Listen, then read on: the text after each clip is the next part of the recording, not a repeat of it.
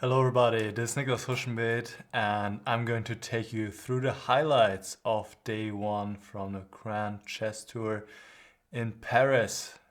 First day, rapid chess and 5 games were played.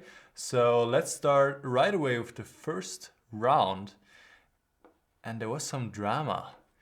Carlsen played against Vachier-Lagrave and it was quite a long game. Carlsen tried for a long time to grind out some kind of advantage, and then he sacrificed a piece. He sacrificed his knight to have a pass pawn on h6. And in this moment, actually, So was to move, and he had to play precisely.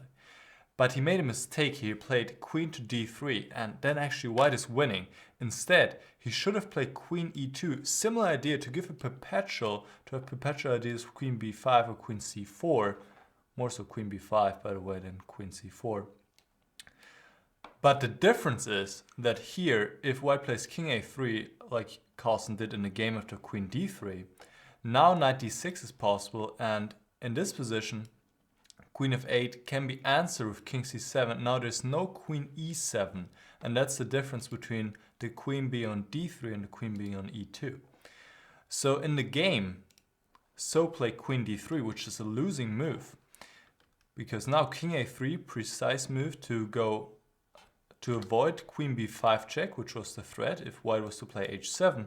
Then there's queen b5 check, and this is simply a perpetual right away. King a3, queen takes a5, king b3, queen b5, king a2, queen a4, and so on. So no way for white to escape the checks. So king a3, and now if now black was to play knight d6, then white could play queen f8 check, king c7, and this is what I was talking about. Now queen e7 is possible, just picking up the knight on d6. So that's the difference. And if queen b5 at this point, now let me see. Now queen f8 would be possible. First give a check and now play h7. That's the main difference, because now after queen takes a5 check, king b3, queen b5 check, there's queen b4, and the queen is not able to get back to defend the h8 square, and white will get a queen. There's no perpetual, and that's it. So instead, So tried queen b1. Now h7, black is just losing here. Queen a1 check. The king is able to escape from the checks. King goes to b4. Now king a7 played, h8 queen, queen a1. So still trying to somehow create something, muddy the water. And now, unbelievably, Carlsen lost on time in this position. So he lost the game. There are several ways for white to continue here. The easiest one would have been to play queen h2 just to defend this pawn on b2. And after queen takes a5 check, king b3, queen b5 check, king c2. Well, black is going to run out of checks, and that's it. Game over. So quite unfortunate turnaround for Magnus Carlsen. There was another decisive game in the round number 1, which was the game between Topalov and Caruana. In this position was white to move, and Topalov, well, the opening didn't go quite well for him, and he took on c7 here, and that was a little bit too much. Probably should have played queen takes e6 or bishop f3 and just be slightly worse, not too serious, but instead he played queen takes c7, and after bishop a6 already, it's quite uncomfortable. Rook fc8 is threatening to pick up the queen indeed on c7, which would have no place to go. And it wasn't easy for Topalov. If we go into a little bit later position in the game, here after bishop d2 first, it looks like white is doing okay, still pawn down, but at least it looks like white is able to finish the development. But here, rook c5 was a really strong move. The problem is the queen just doesn't have a good place to go. And also these bishops on d3 and d2 are pretty loose on the d file and are ready to be attacked by the black rooks. And indeed, the game didn't last much longer here. Queen g4, rook d8.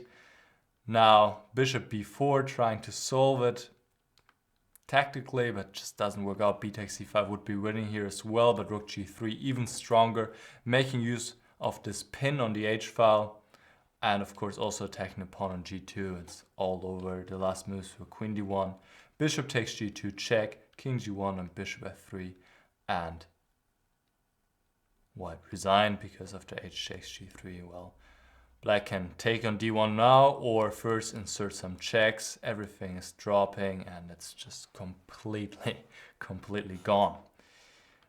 So we go into the second round. How would Magnus Carlsen react after this unfortunate loss? Now playing against Maxime Vachier-Lagrave, and out of the opening, comfortable position. And here, white Maxime went wrong. He played c3. Instead, he should have taken on b5, taken on a8, and still this position is not comfortable. Still is the threat of c4. Maybe now c3 would be possible. Maybe even give up a pawn here with bishop d5, just to get some play at least, or at least activate the queen. Of course, this is also not optimum. Black is better here, but a much better version than what happened in the game, because after c3, well, white just fell apart slowly, pretty much. c4 is the main problem here. Now bishop c2, and maybe white was relying on these threats along the long diagonal here, but simply g6 now by Carlsen, attacking the queen. Queen moves, and now d takes c3, and the problem is, well, white should have taken back and just concede a pawn loss here on c3. Now if queen takes d3, there's bishop takes h2, and if bishop takes d3, there's queen takes c3. White is worse here, obviously, being a pawn down. Still can fight. What happened in the game? Well, after a takes b5, black plays this simple move, rook fe8, and suddenly white has huge problems, because white cannot move the bishop to connect the rooks, because then this pawn on b2 is hanging. So instead he had to play something else, some artificial move. He played rook to e3. But now simply c takes b2, bishop takes b2, and the next pawn is coming to c3. Bishop has to retreat to c1. Of course, black has a very strong pawn on c3 already. Is also pawn up, a takes b5. Trouble coming along the a file as well. It's just all horrible here, and the game didn't last much longer after these moves. Bishop f4, rook e1, rook a1, and white resigned. An effortless win for Magnus Carlsen. Exactly what he needed after this loss in the first round. There was another decisive game in the second round between Nakamura and Topalov. Just briefly here, Topalov playing with the black pieces, played knight d4 here and just blundered a pawn. Instead rook e8 would have been a natural move, normal move, but knight d4, he must have missed something here, because after knight takes d4, well, he took back on d4. Maybe he missed it after bishop takes g2. White has this nice intermediate move, knight e6, which is quite unfortunate for black, because black ends up with this terrible pawn structure, and of course also a bad bishop on f6. So instead, Topalov decided to take back on d4, but now white can just take back on d4, and after bishop takes g2, once again this intermediate move, and here white just ends up being a pawn up for no compensation for black. And Nakamura went on to win this game in 83 moves. Alright. Off to the third round we go, and now we're going to take a look at the game Fresinet against Caruana. Fresinet put on pressure right out of the opening and ended up in this rook endgame being a pawn up. Still, Caruana creates some counterplay. You can see he has advanced his pawn to h2, but I just want to show you this very nice sequence of moves here. Let's see what happens. White plays b7, makes a lot of sense. Now rook a3.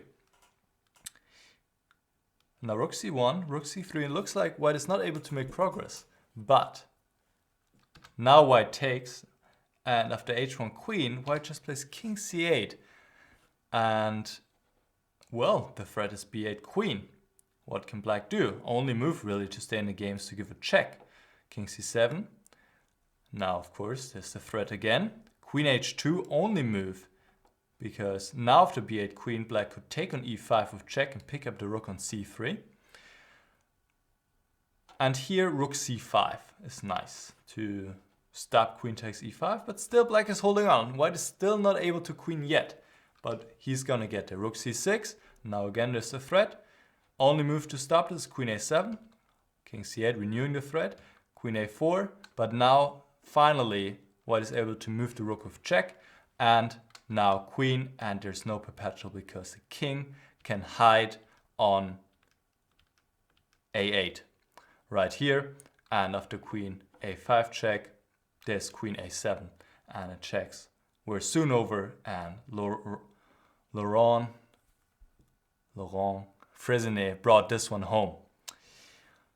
All right, let's take a look at another game. Magnus Carlsen once again in action against Levon Aronian. And this was kind of a typical Carlsen game. Pretty equal the whole time. And still this position is about equal, but now Aronian played g6, which further weakened his position and pretty much ended up in a clearly worse or pretty much lost position already. Instead, he should have played queen d8 to activate his queen a little bit at least. And the point is that white has one idea to activate his knight is to play with c4, and that's what happened in the game. But here after c4, black could take on c4 and then play queen to d4, and black is just in time to create counterplay and equalizes.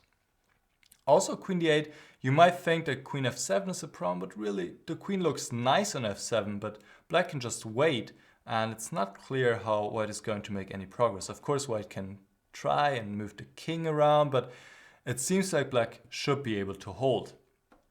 Differently though, after g6, now c4, and the knight is coming to d6, and turns out that black is just completely passive here. And in fact, white could now just take all the time he needs to bring over his king. King to f1, king to e2. You can see the king is slowly approaching the queen side here. King g7, king d3. Now Aronian finally decided to do something, but really it is too late. King is already at c4, and Aronian tried some desperate measures here with h5, but it was all futile. White just picked up this one, and Carlsen converted this position without any problems and had his second win in a row. And another game from the third round, I want to take a look at the crutch match between the big rivals Topalov and Kramnik. And Kramnik had sacrificed a pawn for an attack and for active play. And here Topalov had to find one precise move to defend himself, and he didn't. He played queen f3 instead. He should have played queen to f5. The point is that now after rook e1, which happened in the game after queen f3, white has to move knight f3 to kick this rook out. So instead of rook e1, now actually white is better in fact, because rook d1, white can further attack this rook, and the rook is running out of squares, so that wouldn't be good. So instead of playing rook e1 in this position, black should play knight e4. And black has enough compensation, has enough active play for the pawn, but not more than that, and the position is about equal. In the game, however, after queen f3, black gets the upper hand after rook e1. No way to kick this rook out. And a rook on the first rank is always, or in many cases, quite dangerous, especially if it pins this one. The bishop on c1, this rook cannot come into play right now, so white is in big trouble and should have played bishop f4 now, kind of a bailout, but here black has this counter tactic, rook takes f1, and obtains two minor pieces against the rook, and this is not pretty for black, for white either, and black has excellent chances. Instead,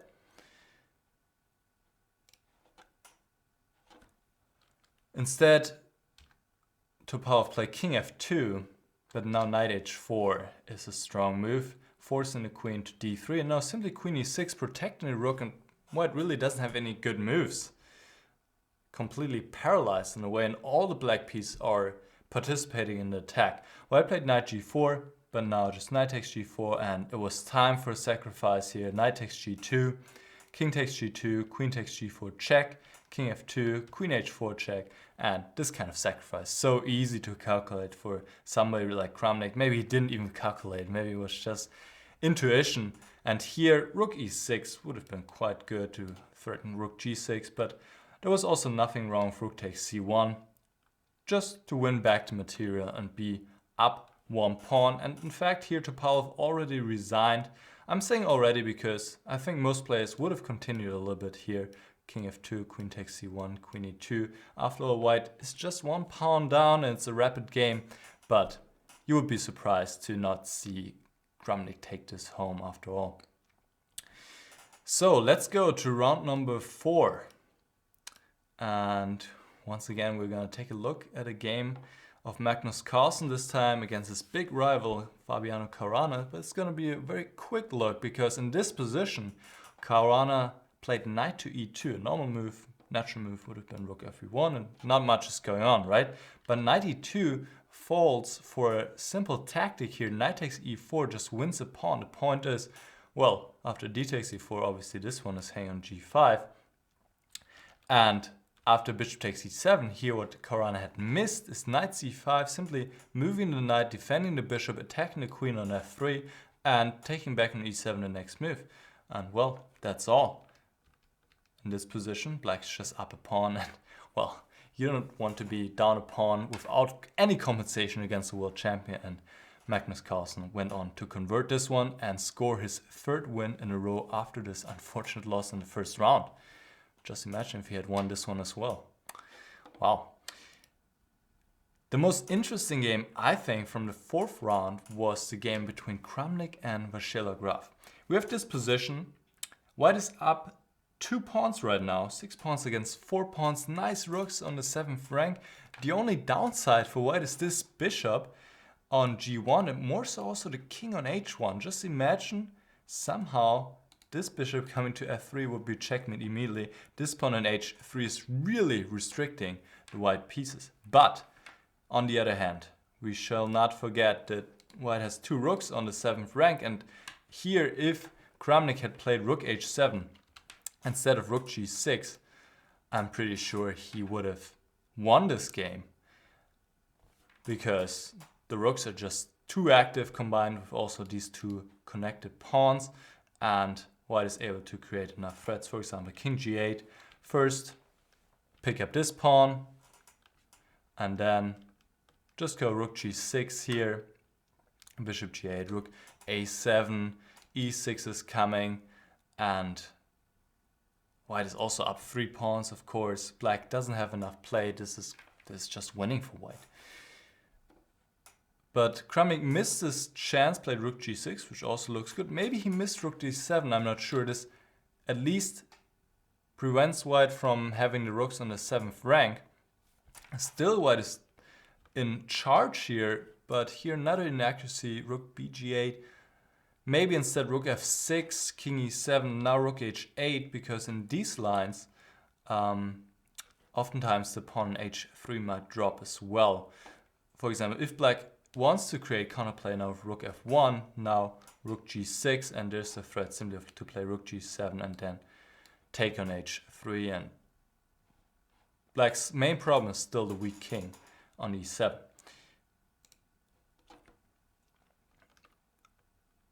But as it continued in the game, the position just slowly improved for black here. Maybe the last chance to have something with rook g5 to have the king still attached to the bishop, because after rook e8 suddenly the black king is safe, and the same cannot be said about the white king. And really over the course of the next moves, if we come to this position, just black has improved. And here a nice tactic, rook e7, and just what I was talking about earlier, this idea to bring the bishop to f3 now comes into play. Still, I believe white should have taken rook takes e7 and just give a perpetual check here and be okay with this. Because, well, what can I tell you in the game? It just went downhill for Kramnik after he declined the rook on e7. And probably was psychologically speaking difficult for him because he was probably sure that he was winning with the 2 rooks and being up 2 pawns. So he couldn't let go of this and he was still trying, and in the end, well, Vachier-Lagrave took the win here. He went for the c3 pawn, and like I said, those 2 guys, they're huge liabilities for white, and really that cost him the game. Now suddenly all the pawns are gonna drop here, one after the other. There's the third one. Now black's up already 1, and he just pushed the c-pawn and had no difficulties to bring this home. Like I said, if you play without 2 pieces and one of them is the king in the endgame, it's not gonna look good for you. Alright, so we go to round number 5, and round number 5 was pretty quiet compared to round number 4 with all decisive games. So in round number 5 we have the clash of the leaders, Carlsen against Nakamura, both on +2.